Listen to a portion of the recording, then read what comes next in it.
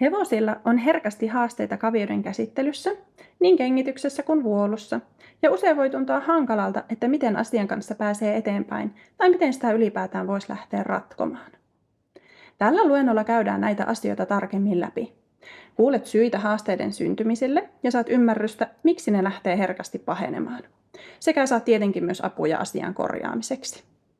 Kavioiden käsittelyhän on hevoselle lajityypillisesti yksi vaikeimmista asioista, ja kuitenkin se on myös arjessa usein toistuva ja tärkeä asia hevosen osalta. Hevosen kannalta tilanteessa ei kuitenkaan ole mitään palkitsevaa tai motivoivaa, joten asiat harvemmin ratkeaa vaan sillä, että käsittelyä jatketaan. Sen sijaan sä saat tällä luennolla useita ohjeita siihen, miten voit lähteä rakentamaan tilanteesta hevoselle turvallisen ja miellyttävän ja sitä kautta stressittömän rutiinin arkeen. Minä, luennon pitäjä Jonna Korpela, olen ammatiltani eläintenkouluttaja ja mä teen töitä hevosten kanssa. Mä oon vuollut hevosia yli 10 vuoden ajan ja auttanut lukuisia hevosia uudestaan sekä vuoluun että kengitykseen.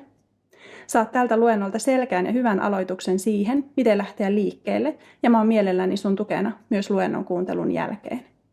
Tervetuloa kuuntelemaan.